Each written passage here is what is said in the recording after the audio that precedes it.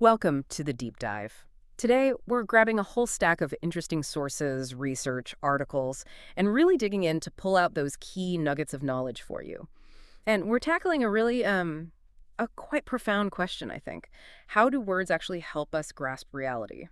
Especially these complex, sometimes baffling realities we face. We're talking ancient concepts, brand new coinages. How does language shape understanding? So our mission today is to explore some of these challenging ideas. We'll look at where they came from, their linguistic roots, what they imply about how we see the world, their sort of hidden messages, all through this lens of our, postmodern context. We're really aiming for those aha moments, those shortcuts to being genuinely well-informed. Absolutely. And to guide us, we'll be using what we call comparative discourse analysis. It's basically a way of looking closely at how concepts gain meaning. Through language, symbols, cultural history, it helps map out the differences, the overlaps, the implications. And it's especially useful now, wouldn't you say, in this postmodern moment where truth and meaning can feel, well, pretty slippery. Slippery is a good word for it. Okay, let's jump right in then.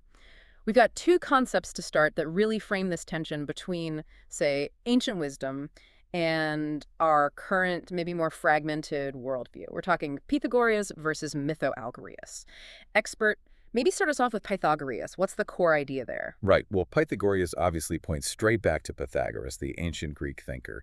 And his whole philosophy was really centered on number, wasn't it? The idea that the cosmos, its harmony, its structure, it's all fundamentally mathematical, based on ratios. Like a universal blueprint. Exactly. And the Gorias part, it could suggest glory or maybe discourse. So the term evokes this idea of a reality built on universal order, a reality that's harmonic, patterned, reducible to pure form. It's all knowable in theory. Okay, so the big picture for Pythagoras is this belief in a kind of perfect mathematical order to everything, a fundamental knowable structure. Gives you that feeling of certainty, doesn't it? Like a grand narrative of rationalism. Precisely. It's that classical, even modernist, quest for absolute foundational knowledge. Truth is fixed, provable. Okay, that makes sense. A powerful idea, but then mytho-algo-rias, that sounds completely different, almost the opposite. It feels very contemporary. It is. It's a neologism, a newly coined term. Yeah. And it's a fascinating mix. You've got mytho from mythos, story, fable, narrative, suggests something beyond just pure logic. Then algo, the root of algorithm, those rule-based procedures, the computational logic that's everywhere now. Right. And rias that could imply terrains, spaces, or even allegoria, speaking symbolically, speaking otherwise. So putting it together, mythological algorithmic terrains, or allegories driven by algorithm. That's the idea. It points to an ontology, a way of being that exists in these hybrid spaces where narrative myth meets computation. This is where it gets really interesting for me. Because if Pythagoras is the universe as a perfect clock, mytho-algo-rias sounds like reality as a story constantly being generated or maybe curated by algorithms, like AI writing myths or our news feeds shaping our truth. That's a great way to think about it. Let's call it algorithmic myth-making for shorthand. It really captures that postmodern shift. It destabilizes truth as something fixed and out there. Yeah. Instead, truth becomes iterative, simulated, symbolic. So much of what we encounter as truth daily is algorithmically curated, shaping our reality. Wow. So truth isn't discovered, it's almost generated, rendered for us. In a sense, yes. It's quite a profound shift. So comparing the two, what's the key takeaway? Well, both are trying to make sense of reality using symbolic systems, right? Yeah. Numbers for Pythagoras, myths, and algorithms for the other. Okay. But the kind of sense they make is radically different. Pythagoras offers a single ordered foundational truth. Absolute knowledge. Algorithmic myth-making is plural. It's procedural. It can be playful, indeterminate. It aligns much more with postmodern multiplicity, with realities shaped by code. So it's not just a difference, it feels like a real tension. Oh, definitely. Like, maybe today we crave the order algorithms seem to promise, but at the same time we're deeply skeptical of any big universal capital T truths like Pythagoras was searching for. That's it, exactly. That double-bind craving structure, but suspecting universals, is a hallmark of postmodernity. It's a key tension. Okay, that's a fantastic frame for understanding how we look for order or maybe generate it. But what happens when order breaks down? When we face something deeply human, like suffering? Let's pivot to that. How does language help us dissect and maybe transform pain? Right. This leads us to another really potent, complex term, pythos-algos-gorias. Let's break it down. Pythos comes from the Greek python. That's the serpent Apollo slew at Delphi. Okay, the oracle connection. Yes, but it also connects to words, meaning to rot, to decay. Yeah. So it carries connotations of decay leading to renewal. Prophecy, yes, but also hidden knowledge, knowledge guarded by some kind of trial or darkness. It's the deep, viconic, maybe decaying root of truth. Decay leading to renewal. That's powerful. So something difficult giving birth to insight. Exactly. Then algos. That's more direct. From Greek algos, pain, grief, suffering. The A. The existential ache, yes. The wound, the experience that compels speech. And gorias. We saw that before. We did. From agorian, to speak in the assembly, or the agora, the public square. So public speech, proclamation, making meaning socially. Okay, so pythos-algos-gorias. Stitching that together, it sounds like the public proclamation of pain that arises from some deep, hidden, maybe even decaying source, like prophetic speech born from suffering. You've got it. Or maybe the speech of suffering that arises from the oracle's depths. It captures a process, really. A process. Yeah, a threefold one. Something is hidden, pythos, then it's felt as pain, algos, and then it's spoken publicly, gorias. Truth emerging from the depths, experience as a wound, then articulated. Think of a whistleblower finding their voice, or a trauma survivor speaking out. That journey from hidden to felt to spoken, that's incredibly evocative. It really makes you think about how pain almost demands expression. But, how often is that prophetic utterance really heard clearly today, amidst all the noise? And let's dig deeper into pain itself. Can we break that down? You mentioned moving from precision to diffusion. What's the deal with algos versus algos? Right. It's a subtle but important distinction. Algos, as we said, is that singular Greek root. Pain, grief, suffering. Think of it as focused, sharp, specific ache, a particular wound. It's precise. Okay, like a pinpoint. Exactly. Algos, though, opens up possibilities. Yeah. One interpretation is it's a rare plural of algos. So many pains, sufferings, a more tangled, spreading kind of ache, diffuse. And multiple pains, not just one focus. Correct. Or, and this is quite interesting, it could link to the Latin alga, meaning seaweed. Seaweed, how does that fit? Well, it shifts the metaphor, doesn't it? To something soft, fluid, and tangled, like this diffuse, spreading organic life. Not sharp, but pervasive. Ah, I see. So algos is like a thorn prick, sharp, singular. Algos is more like a persistent spreading rash, maybe, or that general feeling of malaise. It describes the scope differently. Precisely. One is definite, located. The other is sprawling, maybe harder to pin down, more systemic, perhaps. That distinction really clarifies things. Okay, building on that. Let's look at how this pain, precise or diffuse, gets expressed. We have algorithmia versus algogoria. How do these play out? Well, algorithmia takes algo pain, but maybe also think algorithm here in a modern sense adds gor, to speak, and hymia.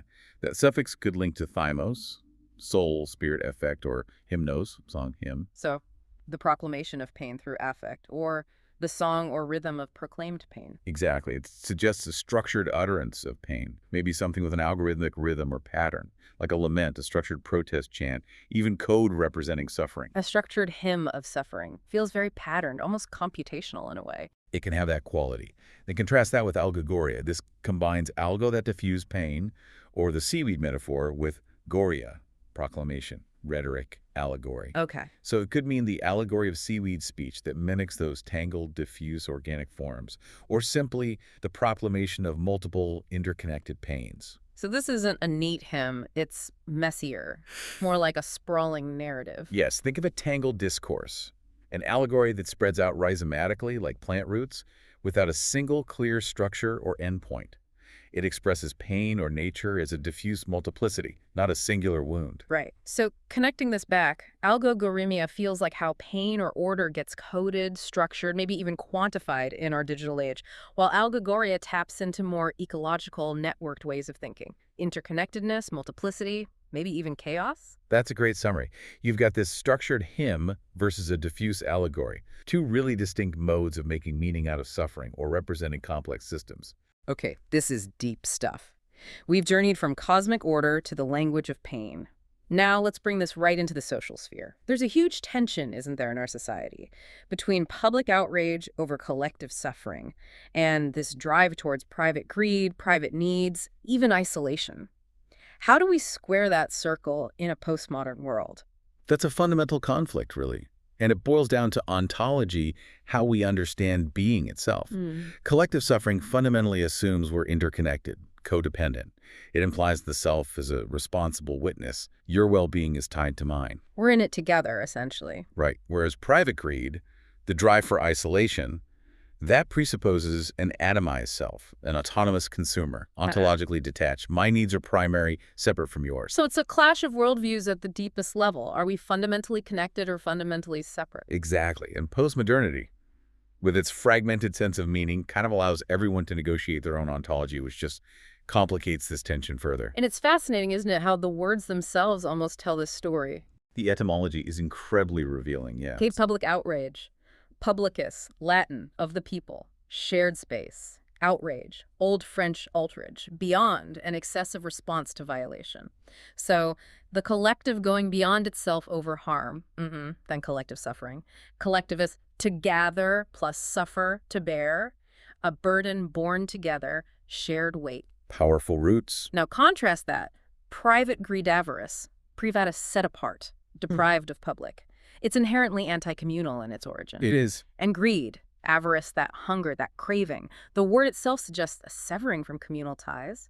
And isolation, insulatus, made into an island, literally defining the self as separate. The opposition is baked right into the language we use. It's quite stark when you look at it that way. So how do these opposing forces signal themselves today? What are the signs? Well, collective suffering often uses symbols of solidarity. You see it in protests, vigils, public mourning, shared hashtags online, signs communicating shared vulnerability. Right, visible togetherness. Whereas private greed and isolation often use symbols of exclusion.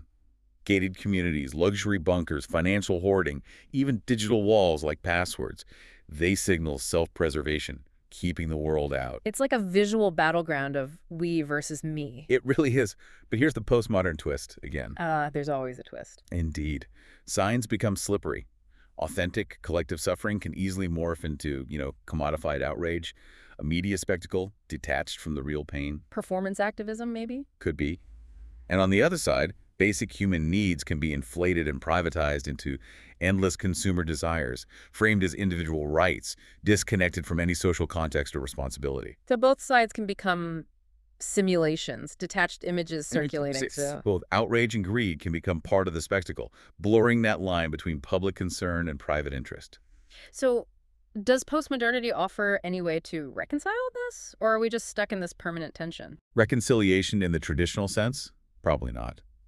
Often, postmodern discourse highlights the absurdity of the tension through irony or parody. Satire pokes fun at both empty outrage and grotesque greed. So it observes rather than solves. Often, yes. There's also a lean towards pluralism. Not finding one unified answer, but accepting the coexistence of contradictions. The tension itself becomes maybe an ontological condition of our time. We just live with the clash. To some extent. Yeah. And then there's that hyper-real collapse we mentioned. Both outrage and greed get packaged and sold back to us as cultural products. Think reality TV, certain kinds of online branding. Right. The public and private blur so much, especially online, that genuine reconciliation becomes really difficult. Everything risks becoming part of the simulation. Wow. Okay, that's a lot to process. So wrapping this up, what does all this mean for you, the listener, trying to make sense of this complex world? Well, we've seen today just how powerfully language shapes reality, haven't we? From that ancient dream of mathematical order, pythagoras, to the fluid, shifting nature of algorithmic myths, algorithmic myth-making. We've tracked how pain transforms from hidden depth, pythos, to felt ache, algos, to public voice gorias, whether it's a structured hymn, algorithmia, or a tangled allegory, algogoria. And we've confronted that deep societal split between collective responsibility and private isolation. Through it all, that postmodern lens keeps reminding us grand narratives are questioned, truth is often unstable, meaning is fragmented, simulated. Which really leaves us with a crucial question, doesn't it? In this world of iterative truths, algorithmic narratives, blurring public-private lines, how do we tell the difference between genuine connection, real shared responsibility, and just, digital simulations or things packaged for consumption? That's the challenge, isn't it? And that core tension we explored, wanting structure but distrusting universals, feeling both our shared vulnerability and the pull of individual autonomy that's not going away. So maybe the final thought for you is this. How do you personally navigate these forces day to day? Where you find your own aha moments in this complex, constantly shifting dance of words, ideas, and the very human questions they force us to ask about who we are in this postmodern age?